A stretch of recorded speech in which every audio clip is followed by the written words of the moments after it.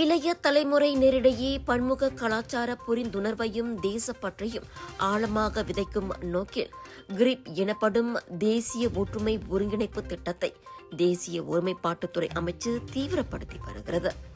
இவ்வாண்டு இத்திட்டம் சபா, கடா, Johor, Terengganu, Selangor மற்றும் சரவாக் ஆகிய 6 மாநிலங்களில் உள்ள தொடக்க மற்றும் இடைநிலை பள்ளி மாணவர்களை உள்ளடக்கி வெற்றிகரமாக நடத்தப்பட்டதாக அமைச்சர் டத்தோ ஏரன் அகோடகாங் தெரிவித்தார். சனிக்கிழமை இரவு சபா மாரா தொழில்நுட்ப பல்கலைக்கழக கிளையில் நடைபெற்ற 2026ஆம் ஆண்டு தேசிய அளவிலான கிரிப் நிறைவு விழாவில் அவர் இத்தகவலை கூறினார். அவரது உரையை தேசிய ஒற்றுமை அமைச்சின் துணை பொதுச் செயலாளர் சொப்ரி டாவூட் வாசித்தார். ஆகஸ்ட் 20 முதல் 23 வரை நடைபெற்ற இந்த 2026 தேசிய அளவிலான கிரிப் திட்டத்தில் நாடு முழுவதையும் பிரதிநிதிக்கும் பல்வேறு இனங்கள் மற்றும் பின்னணிகளைச் சேர்ந்த 200 இடைநிலைப்பள்ளி மாணவர்கள் ஒன்றிணைந்தனர்.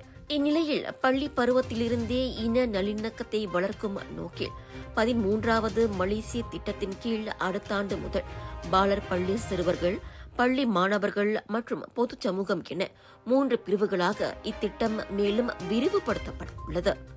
இத்திட்டத்தை நாடளாவிய ரீதியில் முன்னெடுப்பதற்கு ஏதுவாக பள்ளிகளுக்கான கிரிப் அதிகாரப்பூர்வ வழிகாட்டி கையேட்டையும் தேசிய ஒற்றுமை மற்றும் தேசிய ஒருமைப்பாட்டுத்துறை வெளியிட்டுள்ளது.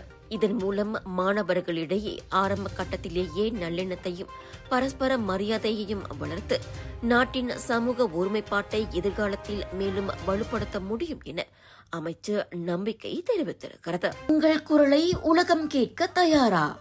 வணக்கம் மேக்ஸ் வழங்கும் வணக்கம் வாய்ஸ் 2026 பவர்ட் பை வணக்கம் மலேசியா. மெயின் ஸ்பான்சர் போ மலேசியா.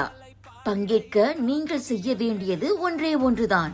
நீங்கள் பாடும் பாட்டை வீடியோ செய்து எங்களுக்கு அனுப்பி வையுங்கள். கண்கவர் பரிசுகள் காத்திருக்கின்றன. வாய்ப்பை தவறவிடாதீர்கள்.